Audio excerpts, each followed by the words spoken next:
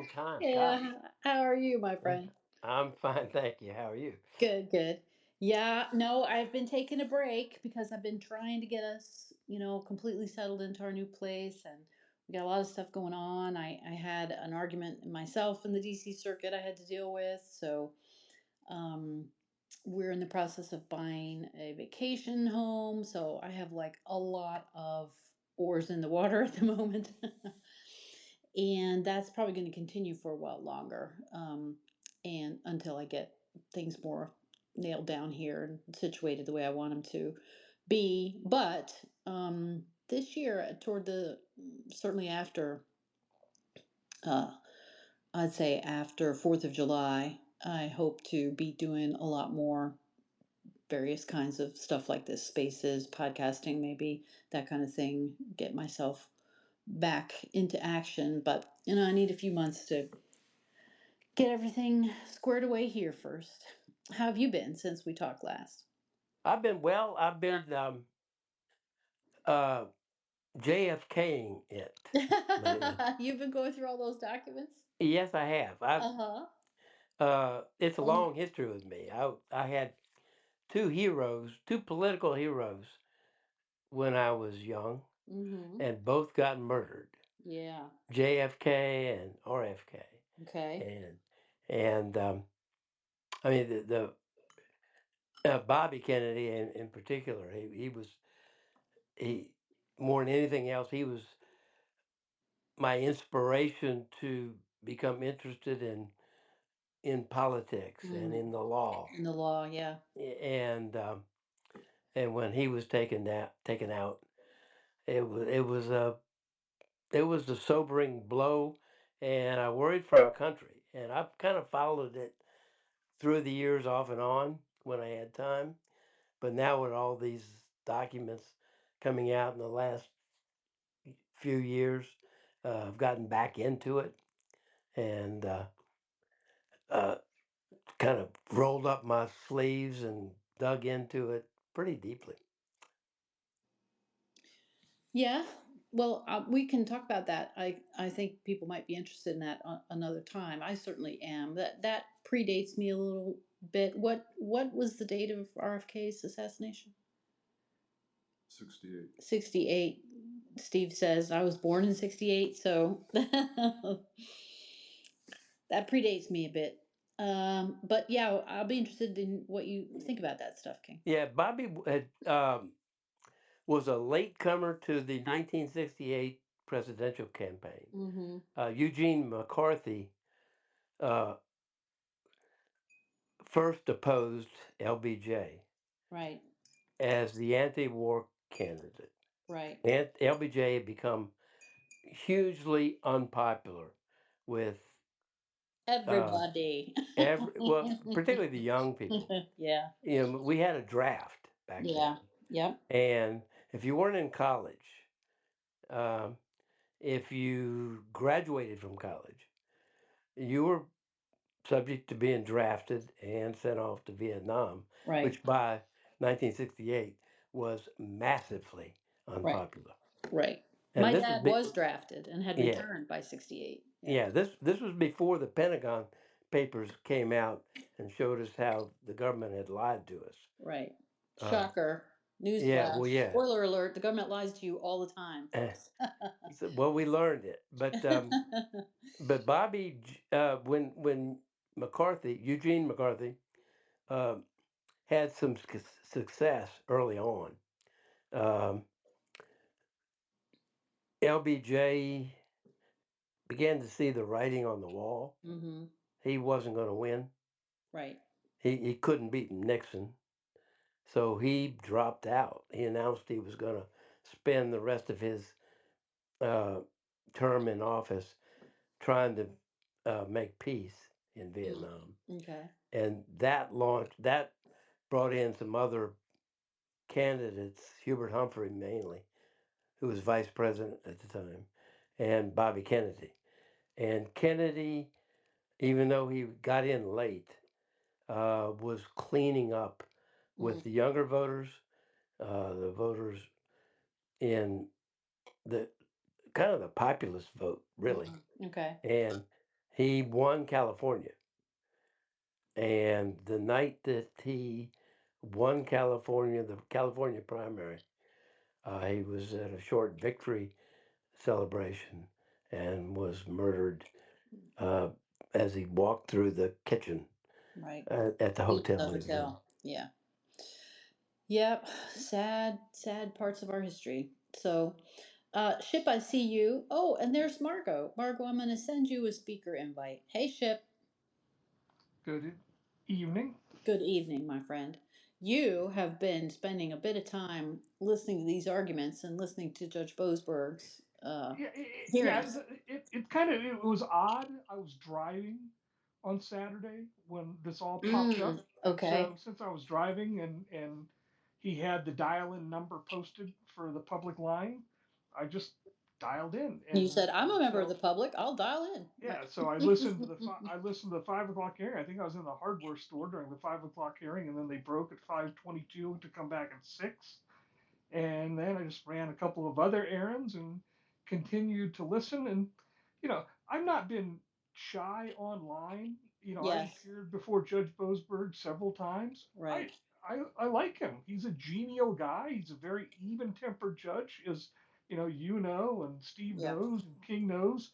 You know, you come up against some federal judges who, they're just angry screamers, and the last thing you want to do is be in their courtroom. But Yeah. but Boasberg is not that No, guy. he's not one of those, but I'm afraid I think he's lost his way. I have some. Well, and this was, as I was listening, I was bothered by a lot of the things he was doing, and Yeah.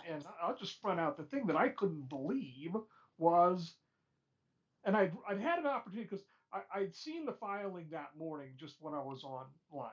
So I'd read the complaint, and I saw him enter the TRO that applied to the five named plaintiffs by their initials, and so and I read the motion for class certification, and so I sort of knew what the posture of the case was, and but was kind of curious to see what he was going to do on a 5 o'clock Saturday afternoon hearing. It's like, well, you don't get many of these. He's got something in mind, and I was kind of shocked when he certified the class, Yeah.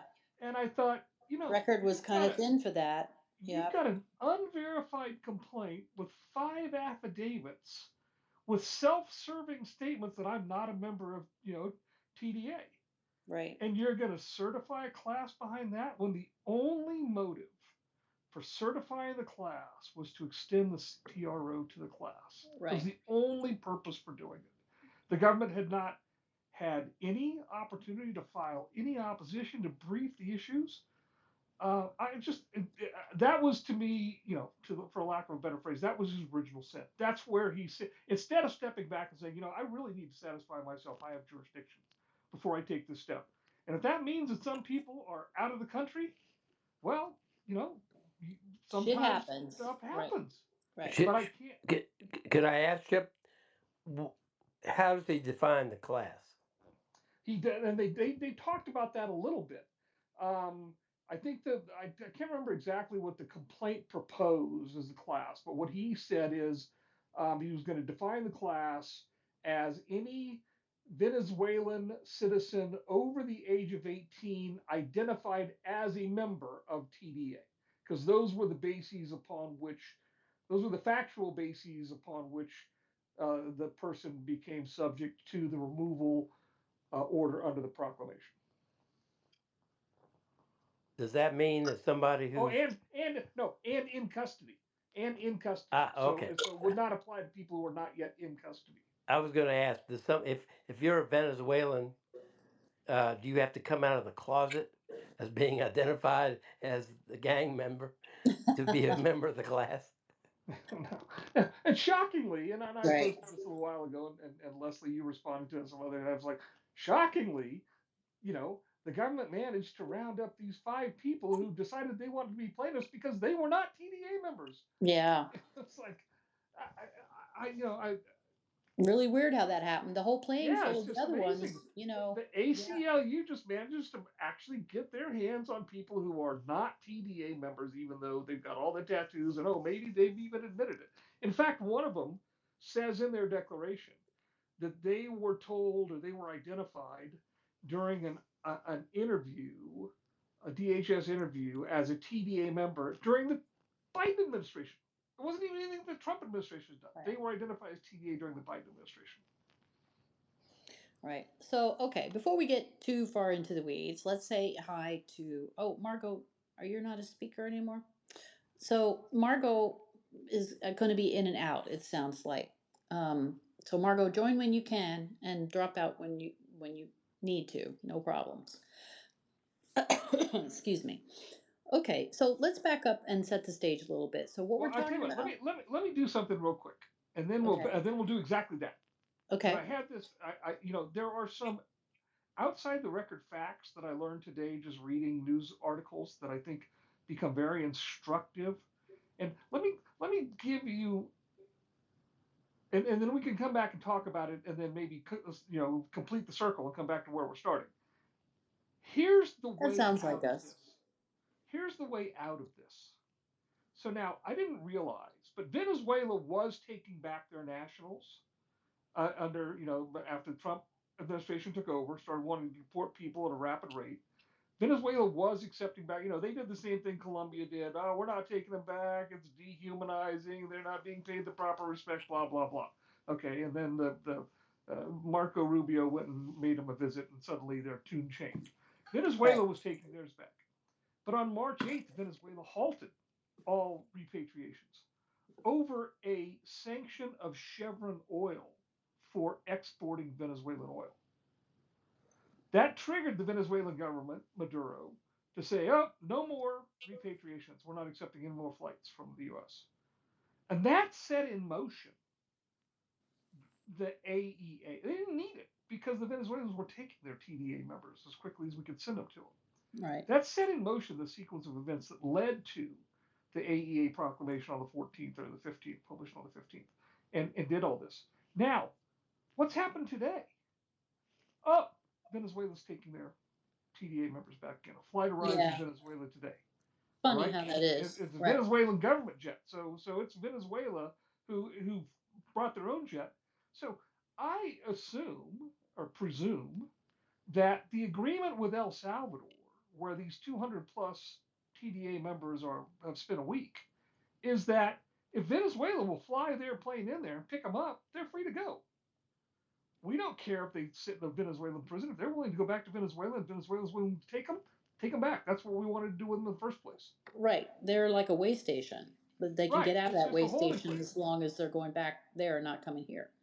Exactly. So do that. Do that. And then the claim over those 200 just evaporates. Whatever the nature of that claim might be right now, they're in Venezuela. They're gone. Right, which is Then then the these five named facts plaintiffs. illustrate why the district court probably shouldn't be in the middle of this whole Right. business Right. because most of Because it has to do with foreign relations. and what you can say right now is you can speculate that this was a pressure play on the Venezuelan government. You don't Right. want to take your people back? We'll ship them to an El Salvador prison. How do you like that? Right. How you like them apples? Would you Yeah. like to now discuss the other Yeah. apples we were talking about earlier? Exactly. Yeah. So then you take the five named plaintiffs and you put them through INA procedures. Hmm. Okay, put them in the regular process. All right. Now Right. you've got a class of, and then you say we don't have any more TDA designated Venezuelans at this Right. point. We zeroed that out. Yeah. So, So what's your class? Move to dismiss. right. Right. Now that these would be moves that the administration could make, but the reason that they need to be making those moves, in my view, is because the district court is out of its lane Exactly. and shouldn't be in the midst of this to begin with. But there are some counter arguments. King and I were debating this earlier today. So I want folks to understand, in general, when people come here illegally, they are entitled to a hearing about whether or not about their status and about whether or not they can be deported or removed. But there are some exceptions, right? And this, I am really boiling it down, okay, because the immigration law is extremely, extremely complicated. But big picture, most people are entitled under our current law and the Constitution to a hearing in front of an immigration judge, not a federal judge.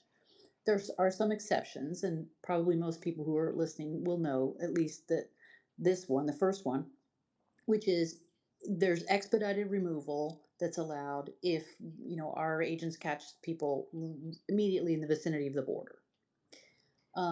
We also do expedited removal for people who have previous deportation orders and then come back again. So basically, it's like, yeah, you're not getting another hearing, right? We're just deporting you again. So big picture, those are kind of the exceptions, and so that's one of the reasons why there's this big hue and cry in these lawyers, the ACLU, and they're making all these arguments because it kind of cuts against the general rule that you are entitled to a hearing, at least in front of an immigration judge, to make sure that you are being correctly removed. So this law that the president is using, that Ship has referenced it as AEA. So it's the Alien Enemies Act. It's been used in the past, but long ago in the past. It allows for regulations, but apparently there aren't any existing regulations as to how it works. And in the past, it was used to deport foreign nationals of countries that we were basically actually at war with. So now Trump has decided to use it for these Venezuelan gang members. And so he issued a proclamation. This gets left out of the reports usually that I've seen from the mainstream media. Proclamation doesn't just say, well, we're going to deport all these Venezuelans. It talks about how the Justice Department and the Treasury Department made findings under other existing authorities that this gang is basically international bad guys, right? And that the State Department also has made findings that they are working in conjunction with another group of bad guys in Venezuela and are basically co opting or working in hand with Maduro's government. And so it's sort of okay, the Congress hasn't declared war on Venezuela, but this isn't exactly like the war on drugs either, which is we call it a war, but it's not a war, right? It's something closer to war, more like the war on terror, I guess you could say, right? But with specific designations made by three different cabinet secretaries, and then on that basis, the president says he's invoking the Alien Enemies Act, the AEA. So whether that holds up or not, I don't know. But it's not just this wild hair. Trump just decided to willy nilly scoop up Venezuelans and ship them out, right? That's not what's happening. But there are some genuine questions there about whether or not this act applies in that situation. But the bigger problem, I think, King Ship, you both weigh in on this, is the one Ship that you've identified, which is okay, but the president is using this procedure as one of the tools in his toolbox for dealing with these foreign nations. And in general, the third branch of government has zero jurisdiction or authority or competence in that area. Yeah, it's the complication is that the ACLU, the court at the urging of the ACLU has elevated the procedural rights of these five individuals and now unnamed members of this class above the priorities of the administration in dealing with this national security issue slash foreign Affairs. affairs, managing this foreign affairs problem Right. with a hostile government entity in Venezuela. You Right. know, it's not like this is Canada. Right. Or the Republic of Ireland or, Yeah. Taiwan or wherever, right? It's Venezuela. Yeah. So this creates a whole complication of issues. It, and I will apologize now to anyone who's not a lawyer on this call because some of the words that lawyers use, so we use the same word and we mean different things in different contexts. So, and jurisdiction is one of those words, right? And authority. So a lot of the reporting I see on this is kind of complicating the issue, or maybe it's reporting on the issue in an unsophisticated way so that the true issues don't emerge from the reporting the way that lawyers look at it. So I see a lot of people saying, well, Boasberg doesn't have jurisdiction. Well, he has jurisdiction over the case in front of him. We all agree with that, right? Well, this was an interesting argument that came up today, though, and that's this: that that in this particular context, the government's argument is there is only venue in one district, and Right. because there's only venue in one district, venue is jurisdictional. If you're not in that district, then the judge that Then you're in the has the wrong case district. You got the wrong lies, judge. and Right. that judge has no jurisdiction. Okay, but And let's that's back up not from unique to there. immigration, but immigration is one of those areas, and habeas, which that's a whole different subject, is another area. Right. But go But ahead. let's back up one step before that. The a federal judge, maybe we're in front of the wrong judge, but a federal judge certainly has jurisdiction over the case that the ACLU filed. Were we all in agreement on that?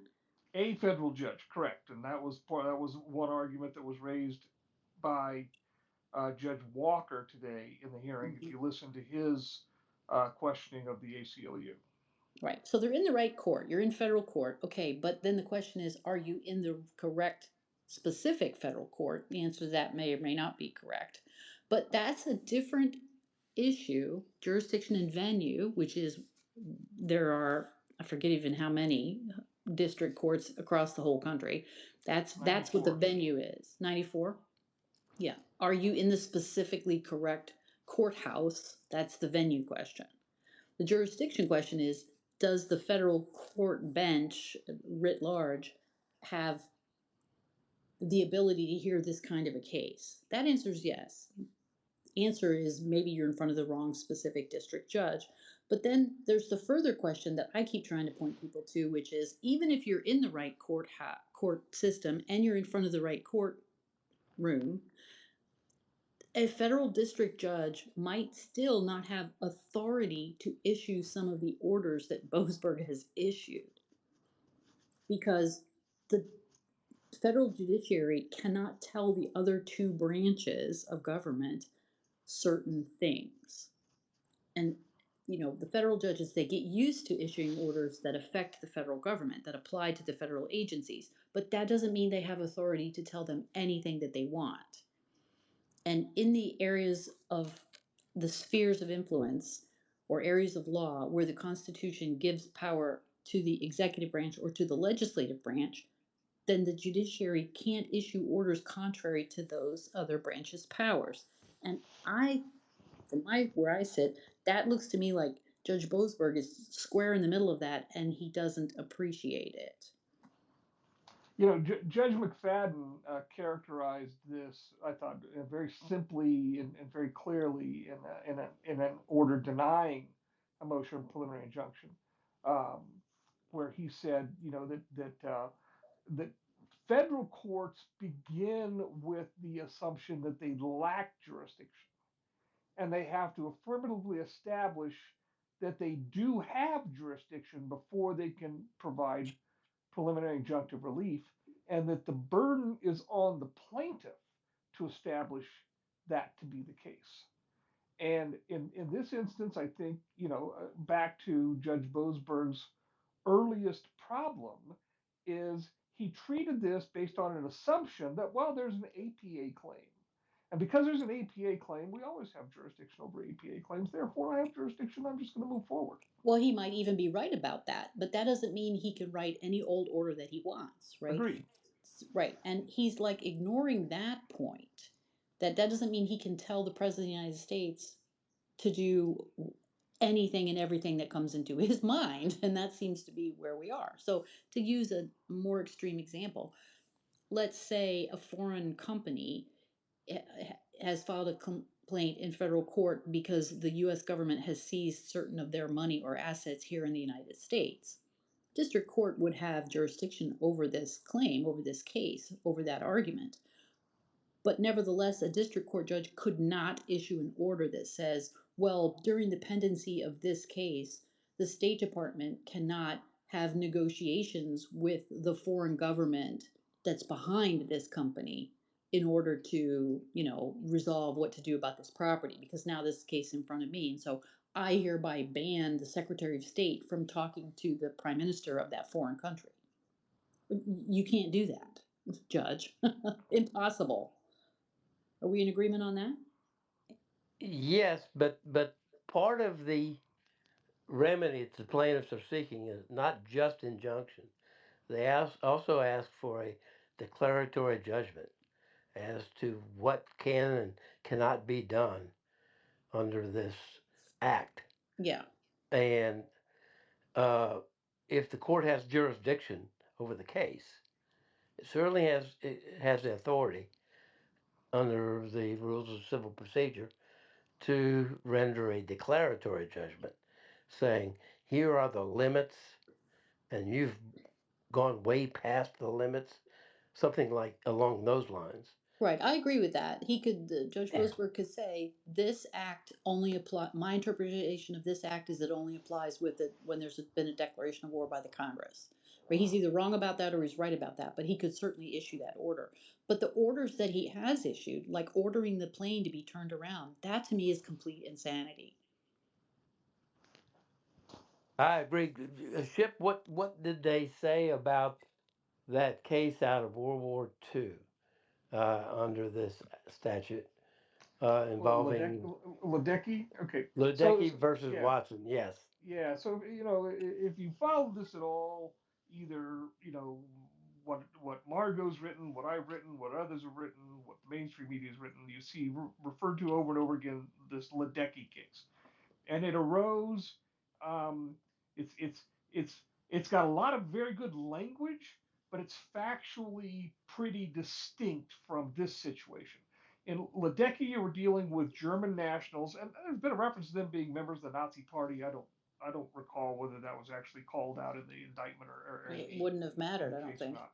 Yeah. But they were German nationals, and the United States had been at war with Germany. And now, interestingly, the AEA, the proclamation declaring German nationals to be enemies, alien enemies, wasn't issued until like January of '45.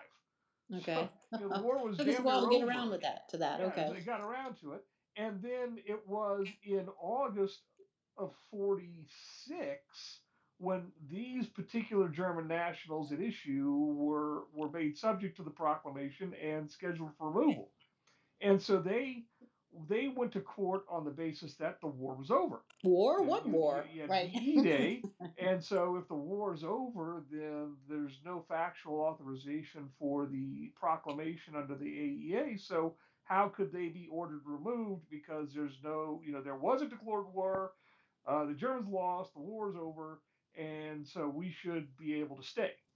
And what the Supreme Court said was that there was a war, and when the war ends is not necessarily dictated by events. In other words, the shooting stopped. When the war ends is a judgment of the political branches. And Congress and the president, the proclamation backed up by Congress, and said, this war is not over yet. Yeah, the shooting stopped, but I don't know that there was a German government yet in place. Mm. Um, and so so that was in the proclamation, and a bunch and the Supreme Court basically said when a war is over after one has been declared is a matter left to the political branches, and it's not our place to second guess their judgment. And basically, it was a non-justiciable act by them. Now it went on. There's a famous footnote 17 that everybody that has been the subject of a lot of controversy. That language is pretty. It's like two sentences long. It's not very long, and it's pretty direct. And it says something like to the words of course, a court may review the determination as to whether the individual is over 14 and um, in the class of individuals subject to removal. So the proclamation that the state of war still exists, notwithstanding there not being any more shooting. That was not reviewable. That was left to the discretion of the president in consultation with Congress. But the question as to whether specific individuals fell within the proclamation and were therefore subject to removal was something that a court could review. Now, Well, that's let me ask you this. Was there any more modern cases on this question of when we're at war and when we're not war nope. discussed Uh, today? Because I'm shocked by that, because there are such cases. They exist in the government contracts arena because the statute of limitations is suspended during the pendency of a war. And so during the last few wars here that we fought in Iraq and Afghanistan, um, there are decisions, I believe, from the circuit, the DC circuit, talking about, well, when did the war end? And the tolling of the statute of limitations therefore end. And they apply a test. One of the factors, as I recall, in those cases for the test is basically this question of, well, what do the political branches say?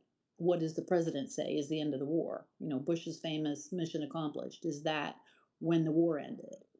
Um, and so, you know, there is at least some room there for the courts to say, well, even if war hasn't been formally declared by the president or by the Congress, there you have to figure out somehow how whether we're at war or not, if Well, only for here, purposes of okay. statute of limitations. Well, here's something that Boasberg said in his written decision today denying the motion to vacate. He said that the question of what constitutes a declaration of war, what constitutes a foreign nation or government, what constitutes an incursion or a predatory incursion or an invasion, those are all definitional matters for which there are manageable or manageable standards or whatever the phraseology was, I can't Right, remember, where the court could define them based upon, just like you're saying, a history of other case decisions which tell us what these words mean. right. But then he said a much harder question is to the extent to which the court can apply those standards to the facts as they exist today, and whether or not that application of the status of TBA and the existence of a hybrid criminal state and it being a de facto arm of the Maduro government, blah blah blah, all of those issues that are in the proclamation, that the application of those factual issues to the standards of the statute may be a question where the court cannot supplant its judgment for that of the president. Well, I don't think there's any doubt about that. I think that the court cannot supplant the executive's decisions and determinations on those matters. And that's why, in his opinion today, he basically said there's three bases upon which the defendants are seeking to keep the TROs in place. And the first one is that the declaration is ultra vires, and that the standards do not cannot be met by the facts, and the A&E proclamation is void ab initio for those reasons. I think he might have said that's the weakest argument they have. Yeah, The no, second no one, higher court's going to uphold that.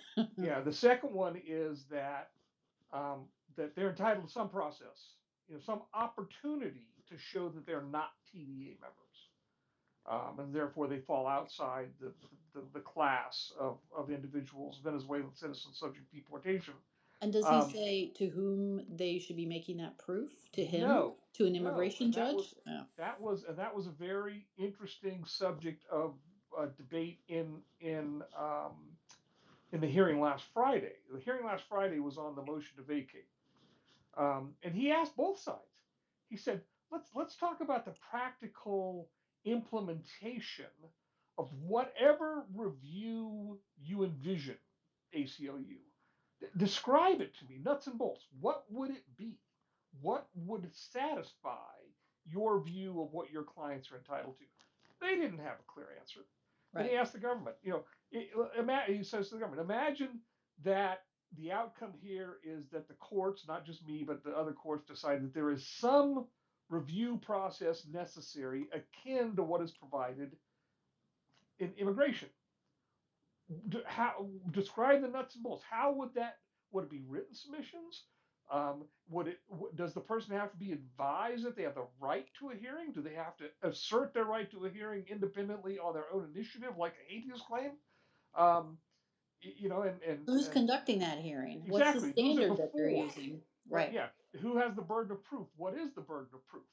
Um, is it up to the government to prove you are a TDA member? Is it up to the defendant or the person serving removal to prove they aren't a TDA member? Um, so, And you just know, so people know, if you look at the law that relates to decisions that the State Department makes on foreign nationals who want visas, so if these folks were in Venezuela and they went into our embassy there and they, assuming we still have an embassy there, but said that point aside, if they went into our embassy there and applied for a visa, a consular officer will make a decision about whether or not this person can get a visa, which would include consideration of whether they belong to this gang. And that decision by the consular officer is not 100% not reviewable by the federal courts. So this is what's called a consular determination. And the whole reason it's not reviewable by the federal courts is because the idea is, how in the world could a federal district judge know all the stuff that the State Department knows about why and when we should or shouldn't be issuing visas, right? So go ahead. Except that since Leslie, since you and I had this debate earlier today, Yeah. I got into the books a little bit, and this issue goes back to a case decided in by the Supreme Court in 1903. The Japanese immigration case, authored by just one of my all-time favorite justices, Justice John Marshall Harlan. Okay. Justice Harlan is known in history as the dissenter.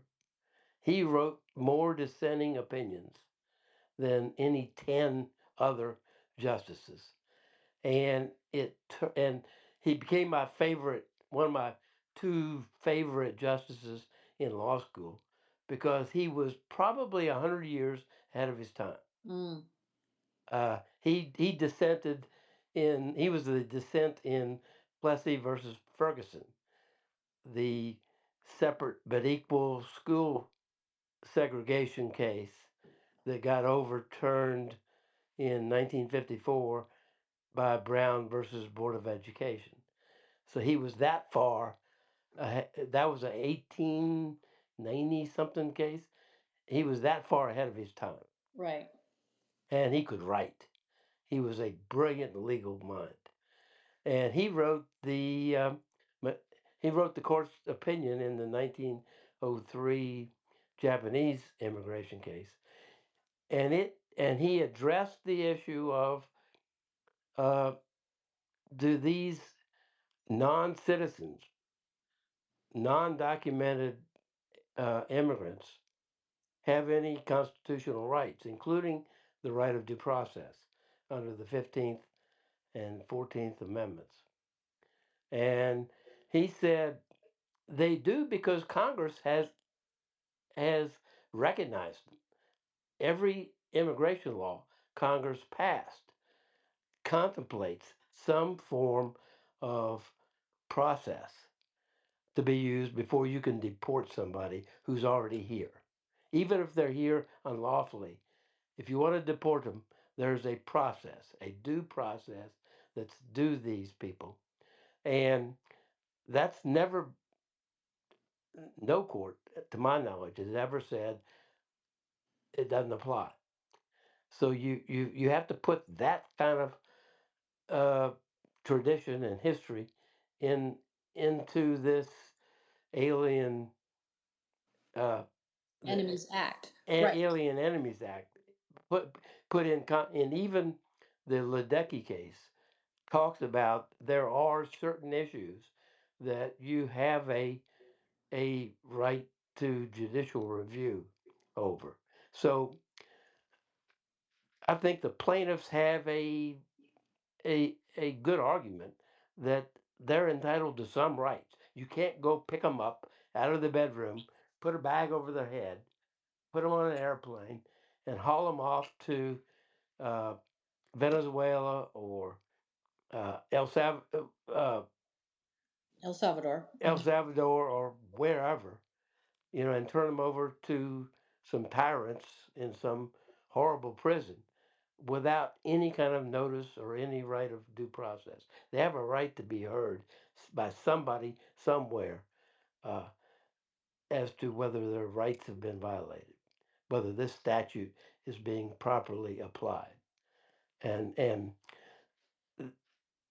I don't think the DOJ is arguing they have no rights. I think uh, they've almost conceded they at least have the right to file a writ of habeas corpus in the federal court where they were detained before they were hauled away. What do y'all think? Well, I think that gets where to what Ship was saying, which is the question is, okay, but where is that process located? Who's it in front of? What does it look like? Is it a habeas in the federal district court? And I think the answer to that has to be no.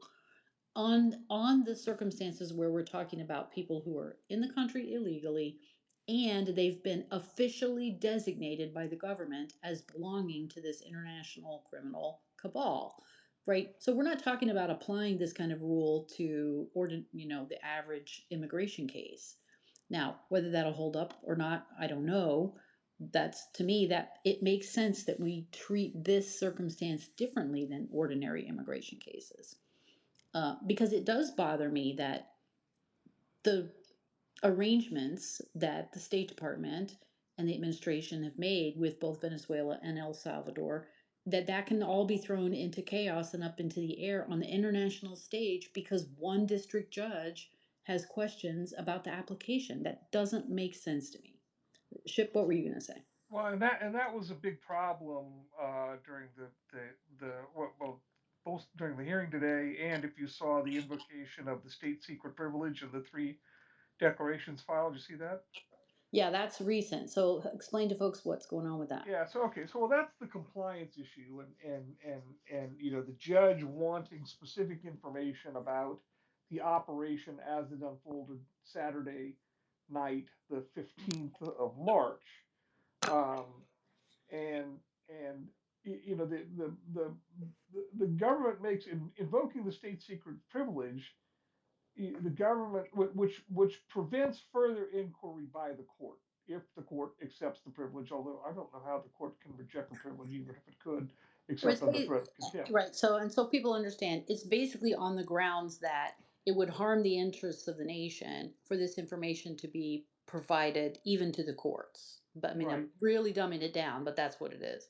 Right. And the argument the court makes is, look, we negotiated sensitive arrangements with multiple countries, and the idea that a lawsuit can be filed and a federal judge can extract information from the executive about those arrangements essentially creates the circumstance and the possibility that foreign governments will, resist or refuse to engage in similar arrangements in the future. Um, the expectation is that those deals are confidential. If the details about Honduras participation or El Salvador's participation would blink out, you could have potential for violence waged against the interests of those governments and their countries or their foreign nationals abroad. You do you know does it create a circumstance where Hondurans living in Venezuela become subject to reprisals because of Honduras government's involvement if the involvement becomes detailed? I mean, as the government pointed out in the invocation of state secrets privilege, you know, what time these planes left, where they went, where they landed, wherever else they landed, where they, how long they were there, those are all irrelevant details. The only question that the court wants to concern itself with is whether they were or were not subject to the court's jurisdiction at a particular moment in time. And the government's asserting that, at 7:25 p.m., when the court's minute order was reduced to writing, commanding the government to take certain action, that those planes were no longer within the confines of his jurisdiction. Now, an interesting point came up during the argument on last Monday night, or the hearing last Monday night, where he was trying to get at some of these details the day after they were first raised in writing. And if Steve's around, I'd like to get his view on this because I have looked at it a little bit, and it's not a subject I'm familiar with. He kept referring to the fact that in equity he has extraterritorial jurisdiction. In other words, his jurisdiction extends beyond the physical confines of the United States and the territorial waters because he's seeking an equity to enforce his own order. Huh. I, All right. Well, that's fascinating. So there are specific statutes that deal with under what circumstances the federal district court has extraterritorial jurisdiction for criminal purposes for sure, and I think civil also. Um, so I'm not sure that he's right about that. The fact that the district court has equitable powers doesn't give him jurisdiction over the entire planet. That's insane. that's yeah, but that was the natural extension of the point he seemed to be making, and I was scratching my Hmm. head over it. Yeah, right. I will. I'll see if I can dig up those statutes. I had a case years ago where the government wanted to charge one of my clients for an alleged assault that took place in a foreign country by a U.S. citizen, government employee, and it was not within the United States. It was not in the country where this citizen was working, was assigned by the government. It was in a third country. The person was on vacation at the time, but nevertheless, the Justice Department decided, well, the court they could assert and the court could assert extraterritorial jurisdiction over that. And I was like, no, no, you can't. The I see reason, that I see that Ron's asked for a mic. Give him. ah, He might have okay, he some. might have something to say about this. And I basically played chicken with them and stood my ground and said, "You." They offered me a super sweet plea deal because they didn't have jurisdiction, right? And so I refused. I advised the client, and we refused the plea. And then, of course, they never indicted the client because they didn't want to test this cockamamie theory that they had jurisdiction in this third country. When, So, hey, when, Ron. when, before Ron, see, when you're talking about uh, authority of a court outside the territory of the United States and into some other country's territory, uh, treaties and the Hague Convention kind of kick in. Start coming into play. Yeah, You can't answer that question without getting into the depths of what do the treaties say, and because those are what govern the relationship between two countries. right. Ron, can you hear us? I can hear you. So, as you guys know, every opportunity I get to remind all listeners or readers that I am not a criminal defense lawyer, do not practice criminal law. Right. However, however, I know a thing or two about equity, Okay. and I know a Yes, thing or you two. would. Yep. I would, well, and a thing or two about jurisdiction, which is one of my Okay. favorite topics in the world. That's the kind of life I lead, people. Uh, our house is a fun place. Um, Equity can do many, many things. Federal district judges are courts of equity, Right. but equity has nothing to say about jurisdiction. Right. Nothing.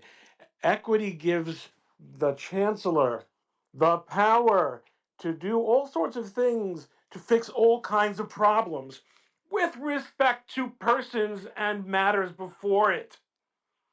But it has no ability to make planes in the air over international water. Right. It is not a tractor beam that brings uh, a race or a person into its purview. So that was the only reason I tend to not request when you people who know what they're talking about. But this is my and after all, remember Judge Boasberg. Before I have before whom I have two matters pending right now. Okay. Hopefully he's not listening tonight. I can't imagine that he is. No, I don't think so either. But before Judge Ship before actually I think it was I guess Ship and one of the ladies, Uh-huh. probably was Margot, was predicting that Chip said typical judge move.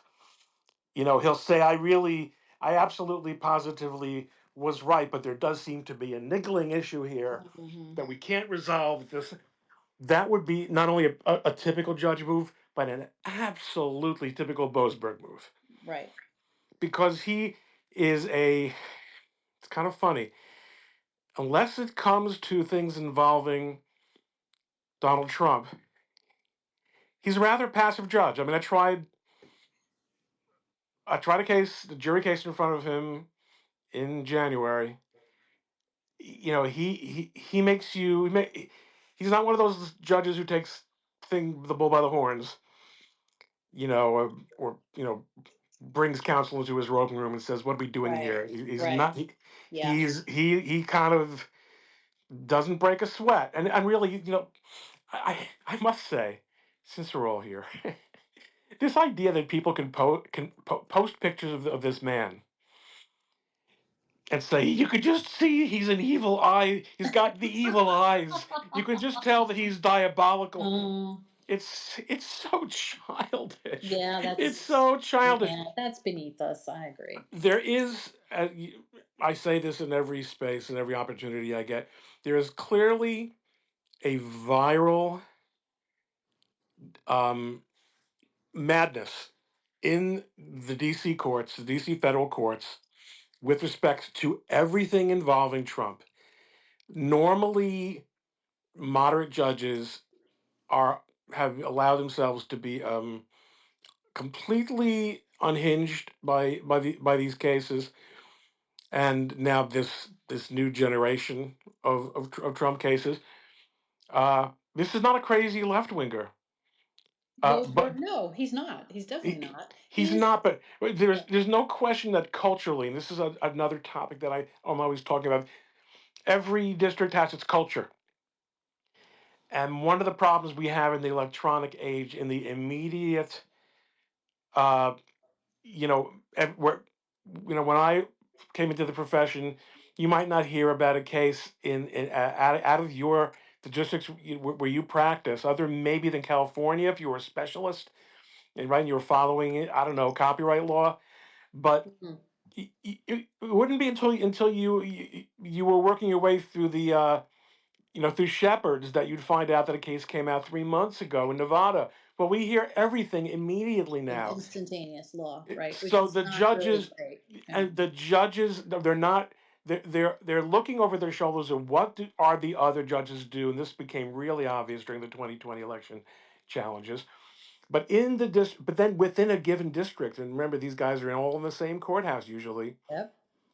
They just breathe each other's fumes nonstop.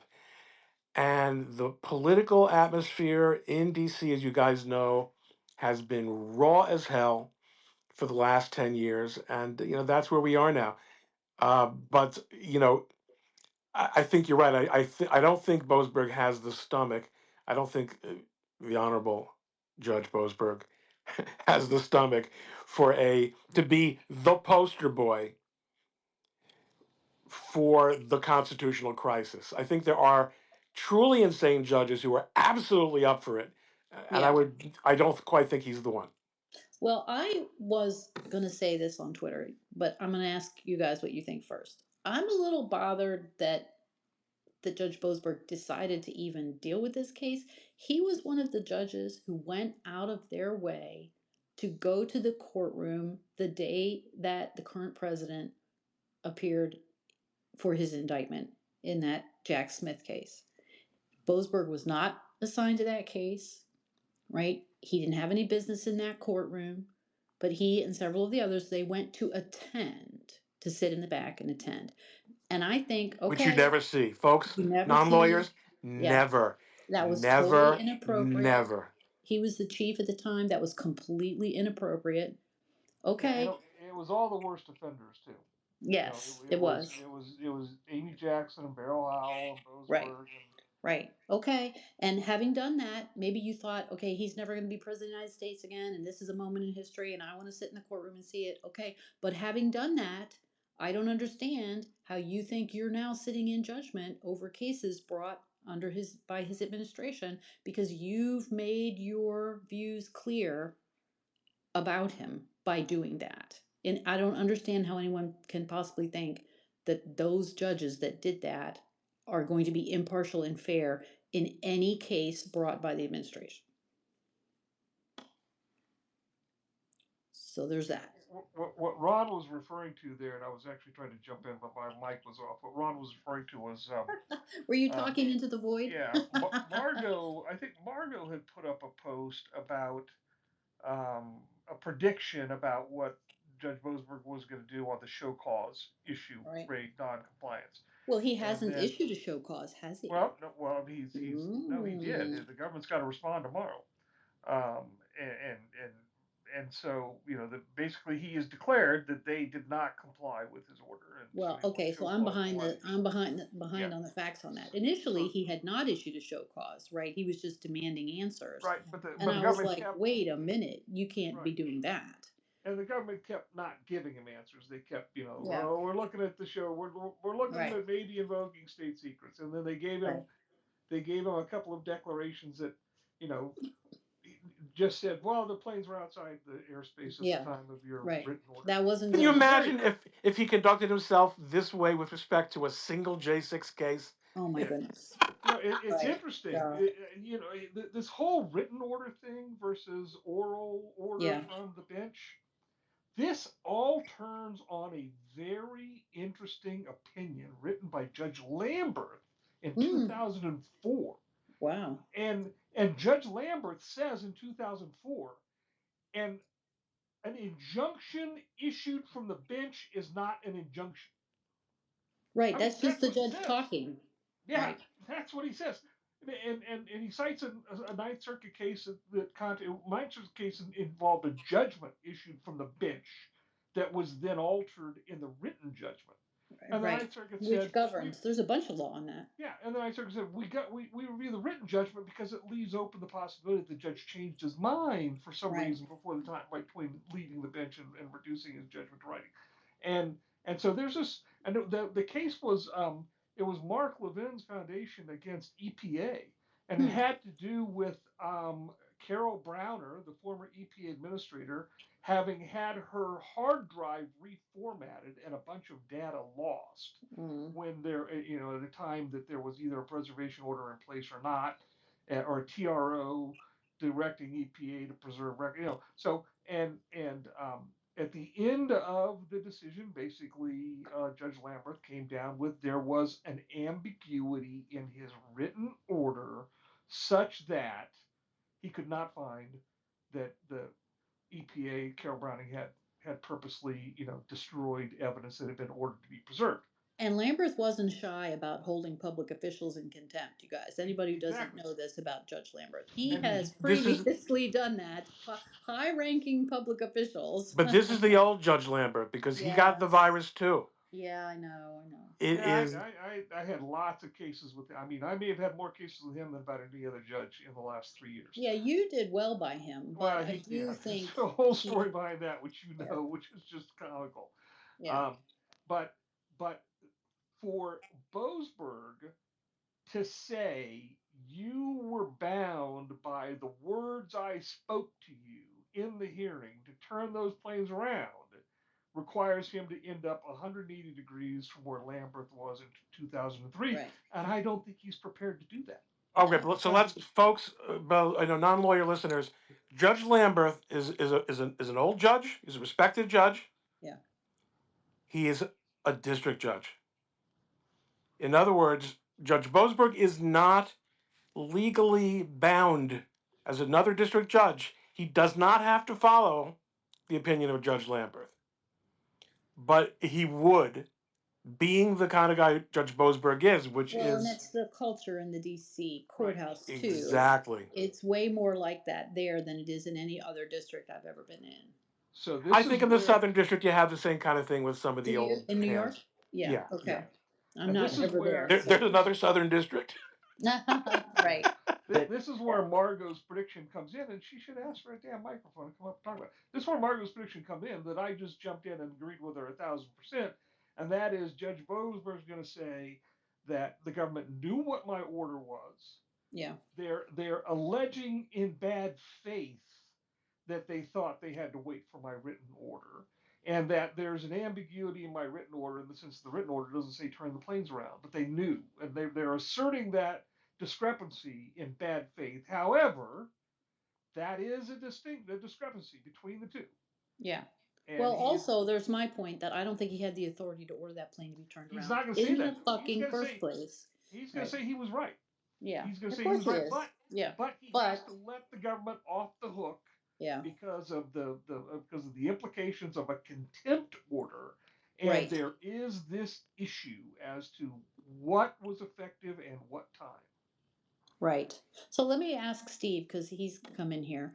He wasn't here for this part of the discussion. So apparently, Boasberg is saying that because he has equity power, that extends his jurisdiction extraterritorially.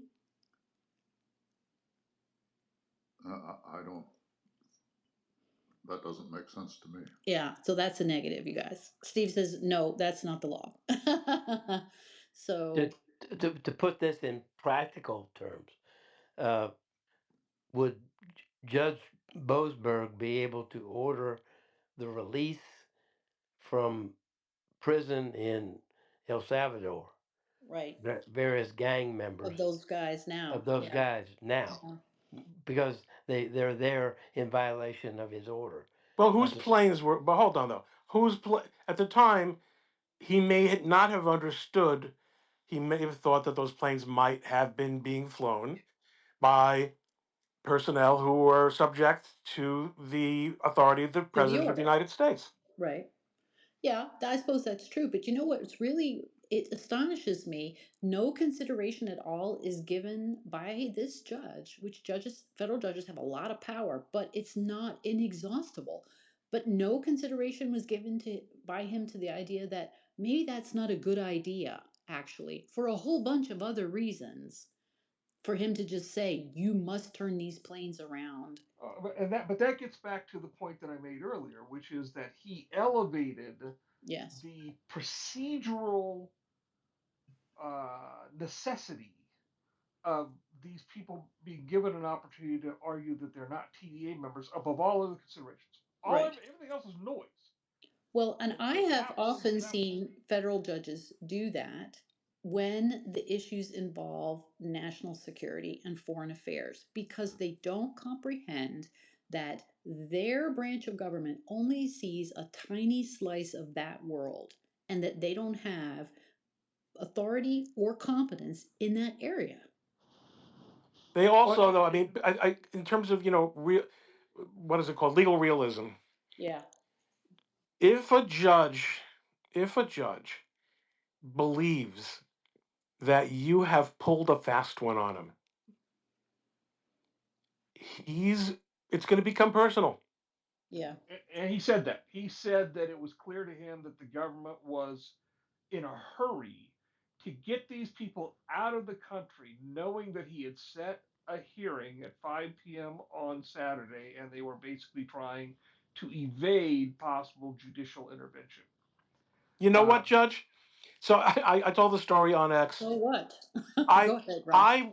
I had 2 weeks of hearings in the Southern District of New York in Westchester on a trademark licensing case. In a trademark licensing case, where there was a plaintiff, I represented the defendant, and the plaintiff was seeking a preliminary injunction. They had not sought a TRO. If they had, it wasn't granted.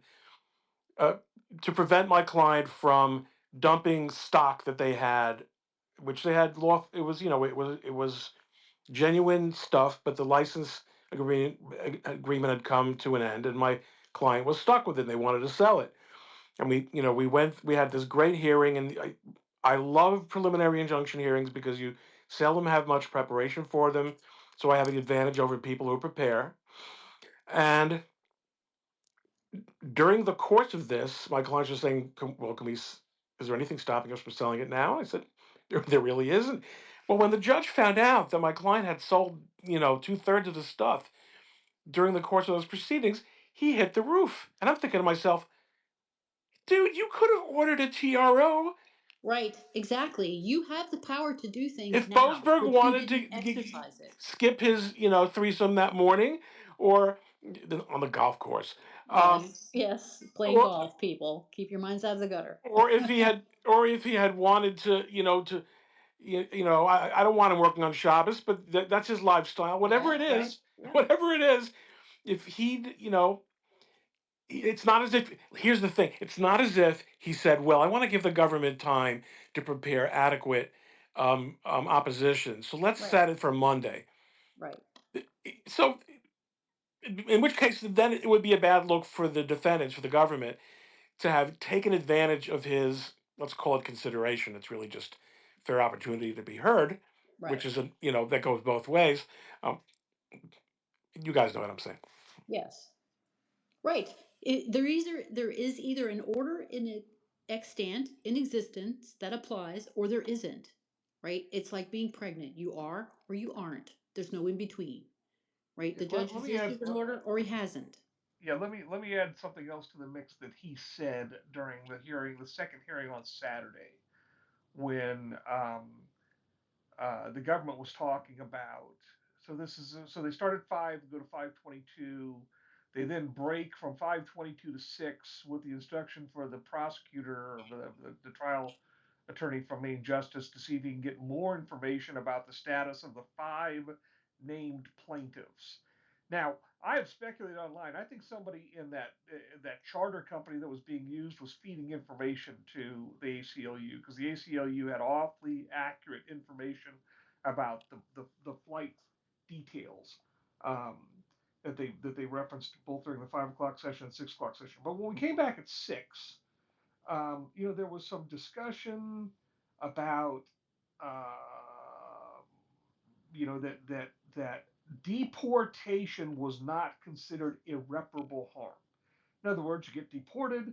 If it turns out that your deportation was based on some mistaken fact, you apply for Right. readmission. You You, apply for a visa, which none and of these so guys could get because they're a member of this right. gang. But here's what Boasberg said that I think is a second aspect to this. Not only did they not have the right to argue that they weren't TDA members, that they were being mistakenly removed, but Boasberg said, well, it's not like they're going to a country club in El Salvador. They're going to a prison, and apparently one of the most notorious prisons in Central America. So it was the combination of those two things that animated his decision, one, to certify a class based on an unverified complaint, with the government having no opposition to oppose it except an oral argument, and then use that class certification to extend the TRO. That was the thing that stunned me when I came out of Shabbos 2 weeks ago.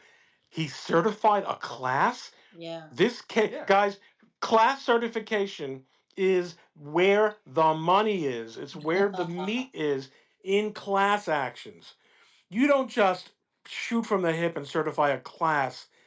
Oh my gosh, that I was astonished by that. Yeah. But then I on said, this on this wafer thin record, right? I mean, unbelievable. But I think Ship, you're right. He didn't like the facts, right? He didn't like what was happening. He thinks he's going to lose control of it if they're outside of the country, right? That's he's going to get mooted out.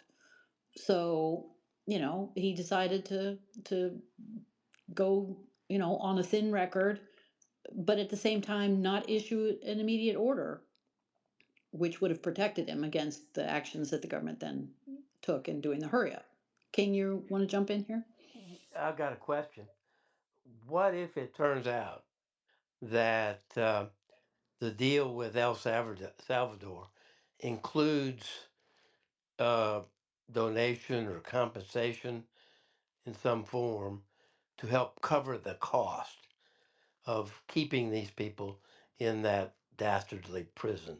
It does. The Or, government, yeah. the U.S. is paying $20,000 a year per prisoner, prorated, which is like 1/5 of what it would cost to house them in DHS detention in the United States.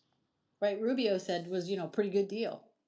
It's a good And, deal, and but does that open up some avenues for those prisoners to claim some kind of constitutional Well, violation? or like continuing jurisdiction or something because we're footing the Correct. bill. I wouldn't want to die on that hill. Yeah, I don't think so either. I I don't just think have so a either. question, Leslie. Why do you suppose Boasberg didn't enter a TRO? I mean, all the other kids have one. You're right, exactly. Well, and so let's talk about that for a second well, because hold on. No, he did. He's entered two. yes, At 9 o'clock in the morning. which day though? Some of these facts came out during the hearing today, added a Right. little meat to the bone. But So we're talking the about ACLU, before Saturday's yes, hearing. Why didn't he do it then? ACLU's lawyer says today that they filed their complaint at 2 a.m. on Saturday morning, the 15th, based upon as of that point, there's been no proclamation entered. So the complaint is written, in anticipation of a proclamation, and then the count one is that if issued, the proclamation is ultra vires, and then they go on to make a series of other claims, one of which they had a habeas claim in there, and then an APA claim and some others. So they filed that at 2 o'clock in the morning. Now, the emergency judge for the weekend had already been designated by Boasberg. This came out today. This was posted online. That Right. it was supposed to be Contreras for the weekend. And just so any listeners know, every federal court has an on call judge for things that happen on a 24-hour basis, and it rotates. And so on the weekends, just rotates among the judges. It's And so posted. You can know who it is. It's on the court's website. from like 6 p.m. on Friday until 8 a.m. on Monday, any emergency filings go to that judge. So the clerk's office, something comes in, the clerk's office calls that judge and says, okay, this came in. What do you want to do with it? The judge says nothing. We'll get till Monday or whatever. Well, Contreras was the emergency judge for the weekend, but Boasberg says that and this was back on Saturday, the 15th, in the first hearing. He says that he received information at 9 o'clock that morning, reviewed the complaint, was contacted by the clerk's office, reviewed the complaint, reviewed the affidavits of the five named plaintiffs, but because it did not appear that the proclamation had yet been entered, he entered a TRO that the five named complaintiffs and only the five named complaintiffs not be removed pending further of the court because there was an APA claim regarding the not getting a removal hearing under the INA. Um, Right. so Okay. So those five guys should be going nowhere. so those five guys have a TRO, and in fact, it came out later, they were actually on the plane and they were taken off the plane because his order was made known, and that's one of Because the it was a early written order that he right. actually issued that, Yeah, that the government has to do something with then. right, and that was one of the early flights. That was one of the early flights. They were originally on scheduled to go, and then they were removed. So then at 5 o'clock, he makes it clear that his TRO that morning only applied to the five named plaintiffs. It was based only on the claim, an APA violation claim for not getting their procedural rights under the Immigration Nationality Act, and was not based on the issuance of the proclamation. And he says now at 5 p.m., we all know that the proclamation was issued about 2 hours ago, and we've had a chance to read it, and it obviously raises a lot of questions of first impression. And then they go on. They go for 22 minutes trying to find out in those 22 minutes the status of the five. That's Boasberg wants to know. What's the status of the five? And then now that the proclamation has been entered, he says, well, can you tell me, ask the government, in the next 24 to 48 hours, is there any anticipation that anybody will be removed under the proclamation? And the DOJ lawyer says, I don't have that information. Saturday at 5 p.m. and I got contacted this morning saying this hearing had been assigned or had been set and I needed to prepare and get over here. But he thought he said that he thought it was a status conference and that there was not going to be substantive rulings on a TRO or the class certification. And that all just sort of happened as the hearing went along. Right, because Boasberg didn't put out a minute order that said, and here's what I want to address at this hearing at 5 o'clock Right, today, and come right. prepared accordingly. So so they come back at 6, and he says that he believes the 5 are not on the plane.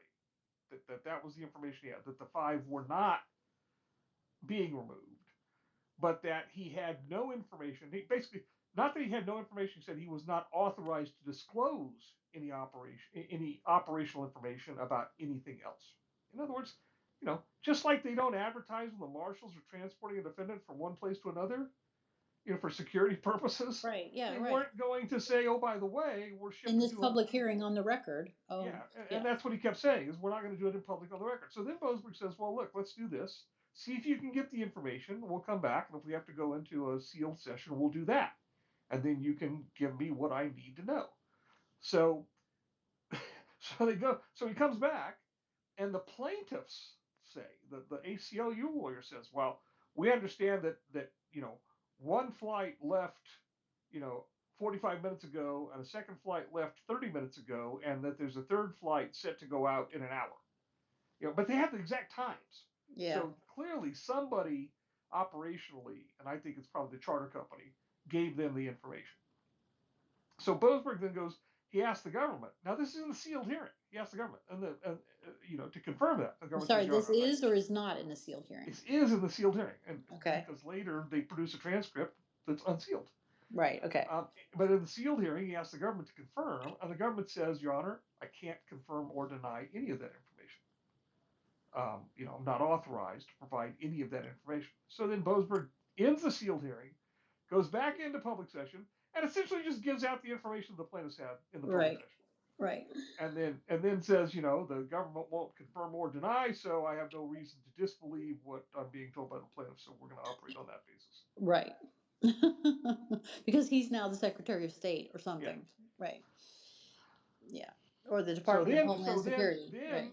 then there's a conversation about the validity of the proclamation, and there's discussion of jurisdiction under the APA, and they go on and on for 20 minutes or so, and then he says, "Well, I bought my TRO from this morning. You've already appealed. The government appealed the TRO from the morning that afternoon." So he says, "So Right, we can't revisit my grounds or revise that because I no longer have jurisdiction to make any further orders about that one. So let's go to the class certification." So then they just launch into an argument on the class certification. It's like the government lawyers, I can only imagine, right, how is animating themselves. Like, we're going to do a class certification on an unverified complaint when we haven't had a chance to right, file a motion to dismiss or anything. right. Anything, right, Regular people, an unverified complaint is one that does not include a verification or, in other words, a plaintiff with firsthand knowledge. Basically, an unverified complaint is a verified complaint is a combination of an affidavit and a pleading. So it Well, is there were affidavits. There were 5 affidavits attached from the 5 named right, plaintiffs, but basically but the saying we're not TDA members. right, but the point of a verified complaint is very commonly used when you're seeking preliminary relief because right. what you're telling the judge is someone with knowledge, someone who has the ability to say under oath This is what true. right This is is saying true. This every is damn true. thing on this complaint. I'm prepared to get on the stand and testify about, and I am testifying subject to the penalty of perjury. Right. It's not just the lawyer wrote this. It's an Right. actual person who's a party or connected to the case is telling the judge under oath these facts are true. And there's no reason why they couldn't have done a verified complaint, right? They've got affidavits from their No, no, no. clients. There's a reason. If you do a verified complaint, you can't lie. They have Well, 5 yeah, but I mean, affidavits. Those practically, affidavits, logistically, they had clients but the available. Right. affidavits don't cover all the All the allegations. facts, exactly. Well, They and, don't. and, and in Yeah. fact, some of the affidavits, if I'm not mistaken, were actually by counsel saying they had talked to their clients and their clients Right. sold them the following. Well, it's kind of hard to talk to your client when he's on the plane, sitting on the Yeah. tarmac, waiting to be So, deported. But that presumably, as you say, you've been alluded to several times, Chip, they had other sources of information. right? Not just their Right, 5 clients. right. And so I think Judge Boasberg was irritated that the government wouldn't give him the information that they had. Yeah. The government wouldn't tell him if they were removing people that would be subject to a class-wide Order that he uh, hadn't issued yet. that he hadn't issued yet. And so Right. the only way he could assert his authority was to certify the class inadvisably and then extend the TRO to the entire class. And But the then it's government's like, not wrong that he doesn't actually need to know those details in order to do any of that. But by witness the fact that he did it without knowing those facts, right? He in fact certified the class and issued the TRO, extended it. well, he said he provisionally certified the class, and then he talked about it being a Right. putative class, so Well, see, that's subject the whole to, thing with the TRO. He could enter it. That can be dissolved anytime by him. right. Ship, don't you have an issue about commonality as to the class? You've got some who've never left and some who have long gone Well, and are stashed away in a El Salvador prison. well, this Uh, came up today, and actually was raised. It was raised by the government lawyer just on the fly back, last week, and it came up in the argument today, and that is, you can't have a class based on where it's really a core habeas claim because habeas claims are individual. How do you have a Individual. class when it requires individual fact finding as to each plaintiff? The class plaintiffs are not representative of everybody because the key determination is, are you a TDA member? The problem is, I would bet Ship that the reason the government probably didn't push that point too hard was that it might come out the other end, and then you end up having Boasberg say, well, then All the more reason that you need these individualized hearings. right, and all the more Yeah. reason that or even better, right, that habeas isn't the answer. There must be Yeah. as I sit in equity, I must Extending be my able to jurisdiction in craft. every direction. I'm sorry, Ron. I talked over you.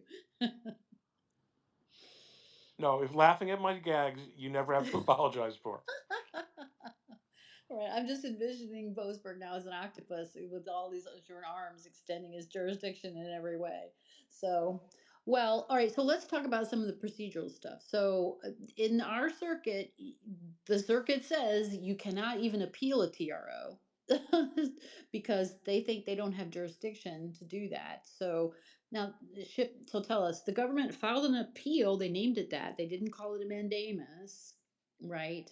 They say it's an appeal of his TRO. So what did the circuit court judges talk about today? Do Well, they think they have jurisdiction to do anything?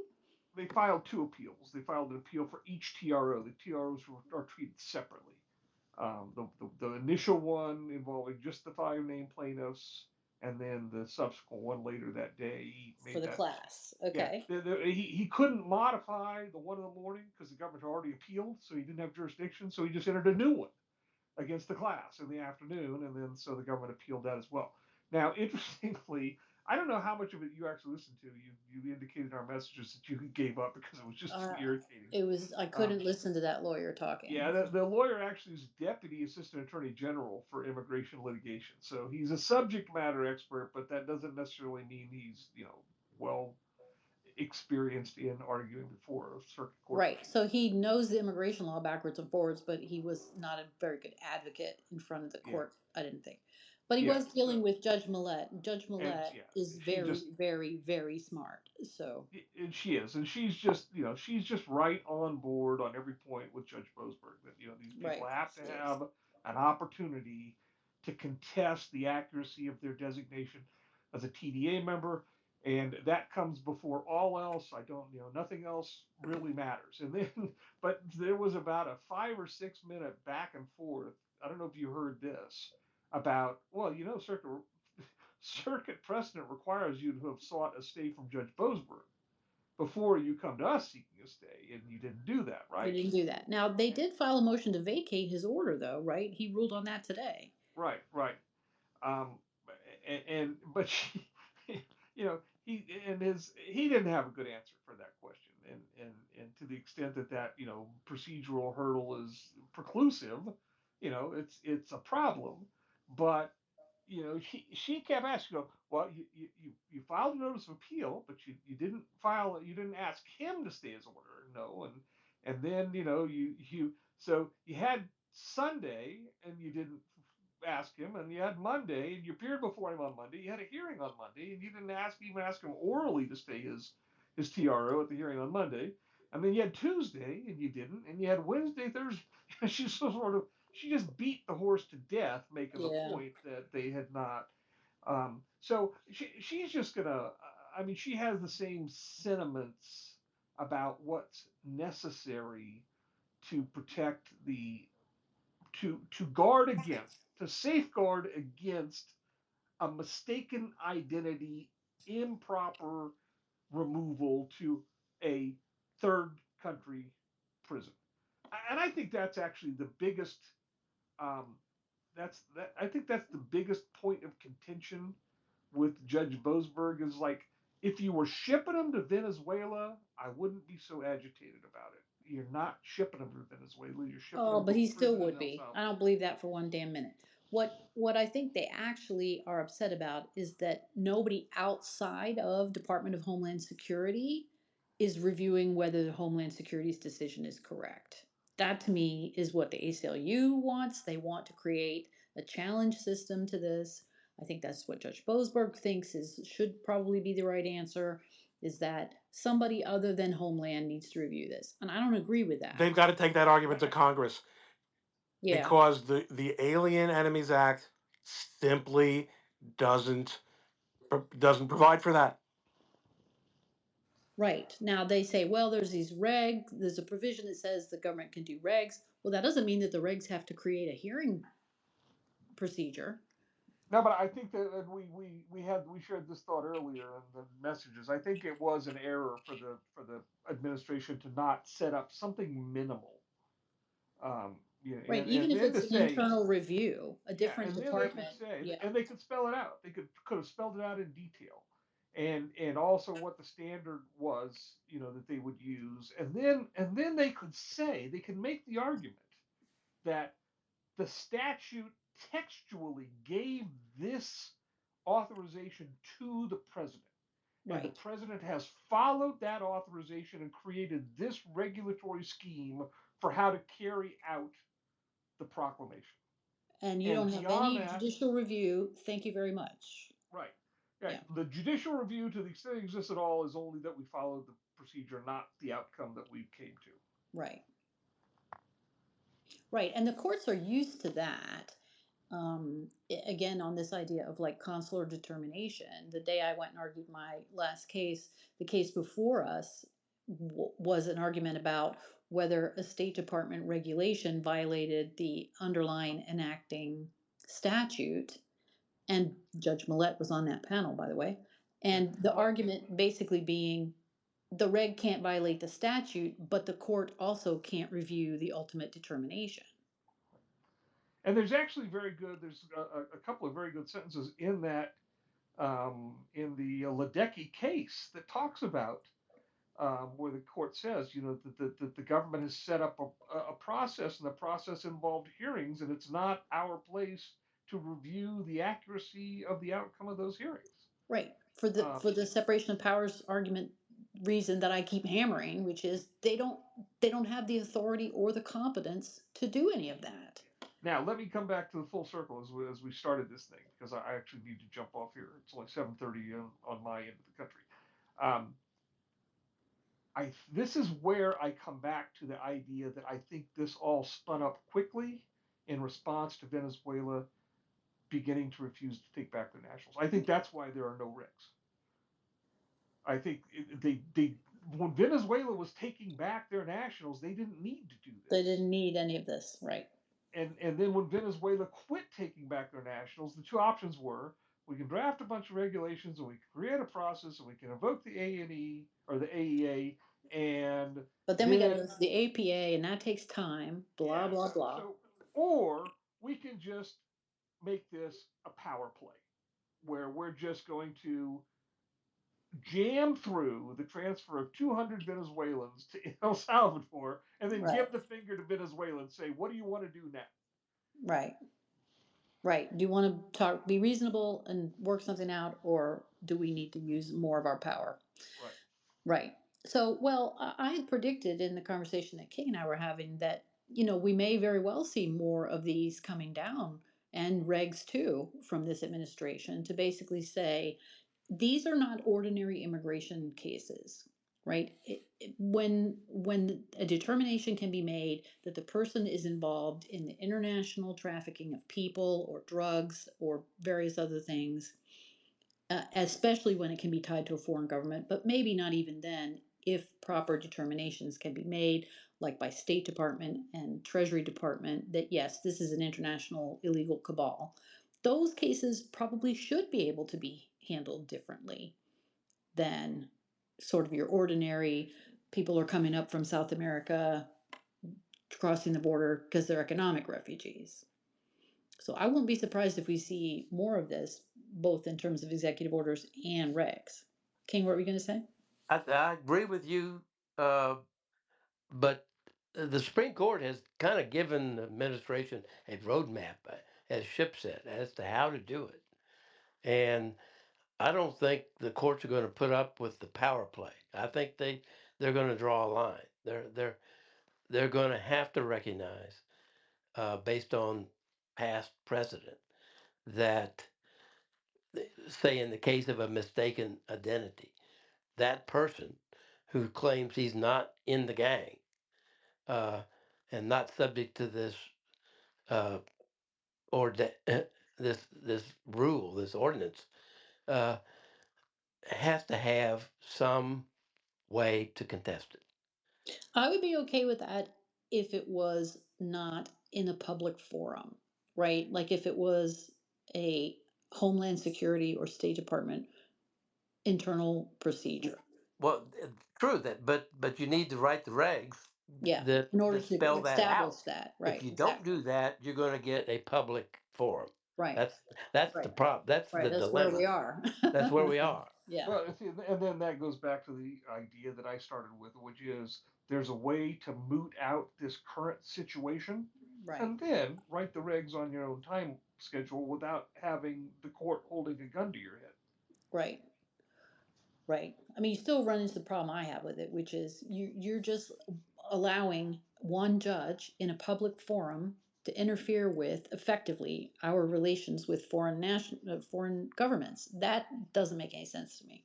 But the invocation of the state secret privilege is sort of the trump card that they've now Yeah, played on him. right, That they are essentially going to bring that dispute to a standstill. And they're not going to give him the information that he right, wants. They're right, going to use their assertion of foreign affairs and national security equities as a basis to do so. And then, if somebody decides that my idea is a brilliant one and says, we're going to take those five plaintiffs, we're going to ship them through, we're going to tell Venezuela they can pick up their people in El Salvador, and we're going to take the five named plaintiffs and put them in INA proceedings, and then there's nobody else in the class. right. Problem over. Well, did the circuit give any indication when they're going to rule or what they're going to do? Something that Judge Walker said that was interesting, and what's really curious is, so Judge Walker raised the issue that is there anything in the DC complaint that they could not have filed in Texas? And the ACLU, you lawyer had to admit, no, we could have brought all these same claims in Texas. And so, Well, then they would have had to have dealt with a Texas judge. right, right. So, and Judge Henderson, curiously, in an almost 2 hour argument, did not ask a single question of either side. Wow. Now that means she's got her mind made up, Mm, and she, was one of the three judges who reversed Judge Jackson on that Dellinger firing, and vacated her injunction, yeah. um, and the order that he be reinstated to his position as special counsel. So that sort of tipped her hand, at least in that context. She was going with the administration. what she does here. I've had this running debate both online and with Andy McCarthy and some emails talking about whether or not, and the extent, and Judge Boasberg brings this up today in his written ruling, the extent to which the post 9/11 terrorist litigation, starting with Rasul Mm-hmm. and then ending with Boumediene, Yeah. that created or that recognized common law habeas due process rights Right. in detainees seized on a foreign battlefield and held at Gitmo, that they Right. couldn't be detained indefinitely without having an opportunity to prove that they weren't enemy combatants. Um, you know, those decisions were all 5-4, and the four dissenters were Roberts, Alito, Thomas, and Scalia. Right. Scalia wrote a couple of scathing dissents, particularly in Boumediene, which is just a brilliant piece of work if you go back and read it. Now, so Right. to The the world extent has that those turned. come into play, Yeah. Roberts wrote a dissent. To the extent those come into play, does Roberts lead a different conservative end of the court to walk those back, or at least isolate them on their facts in some fashion, and prevent? Because maybe even Judge Millett who said today, but doesn't Boumediene guarantee minimum due process even to enemy combatants seized in a foreign country? I mean, Right. here we're talking about people seized in the United States, in many instances having been invited to come by the Biden administration using its CPB app. Right. Right. Which is a problem on the factual front, of Right. course. Yeah. All right. So they are going to issue some kind of ruling, but are they just going to avoid this whole on this case, avoid this whole problem that they don't think they can grant relief on a TRO anyway? I don't think so. I don't think they would have taken the hearing today. I Yeah. think if they wanted to, if that panel was inclined to dismiss on lack of jurisdiction in appellate court because it's only TRO, they would have done that. I mean, they did that before already. They did that in the case where Roberts took it up and stayed Judge Ali's order that USAID pay out on all its contracts. The Right. court had the But court aren't they dismissed. bound by the circuit's decision in that regard? Yes and no. I think they are. Well, there is a circuit decision that says that, but the Yeah. Supreme Court has now suggested that's not That necessarily is the always the right. case. It's case by Right. case, depending on what the practical effect of the TRO is. Well, see, that's what I thought the law should be all along, because how can you have literally no review for a temporary restraining order? There Yeah, obviously might be emergency circumstances where you would need that review. and they're not necessarily just 14 days because they can be Right. extended for good cause by the judge. So you can Right. turn a Exactly. TRO into a de facto injunction just by the judge sitting on his hands. Right. That never made any sense to me. Okay, so we're kind of allied over that issue. Well, All right. something that Judge Walker said. I didn't mention this. He said that would it make sense for us to deny your appeal quickly so that you can go straight to the Supreme Court because we assume you're going to the Supreme Court. Right. And I think that may have been a question he asked to the ACLU. So suppose we are going to deny the appeal or deny the stay because this was a motion for emergency stay. We deny the stay, but we do it quickly, and then they immediately go to the Supreme Court and have the issue hashed out there.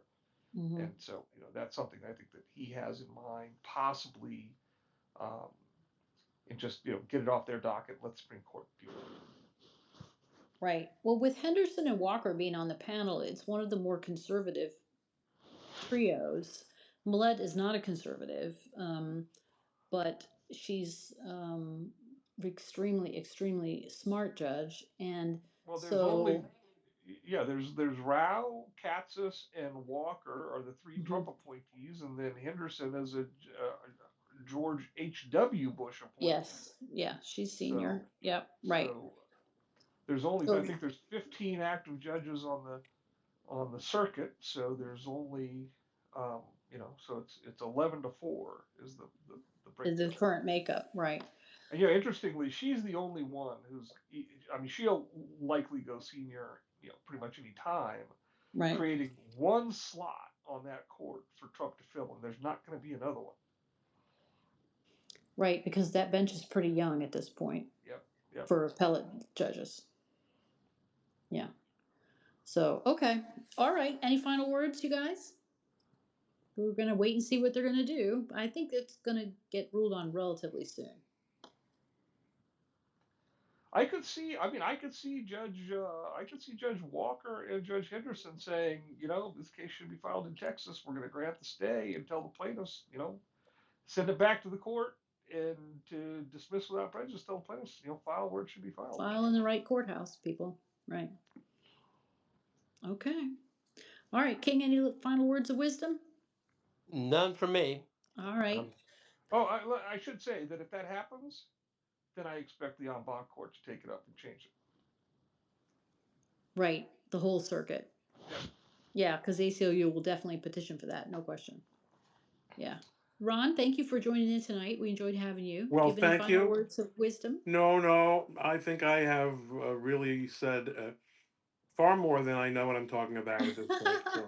Well, thank you weighing in on that point That's about the equity and the extraterritorial jurisdiction, because I Yeah. know that law very well on the criminal side, but not on the civil. Yeah, So I'm glad to help. Thank you. yeah, all right. Ron, your comment there, Ron. That's a necessity when you come into these spaces. That's the entire theme of X. All right, guys. Thanks, everyone. Good night, Please everyone. say good night. Good night.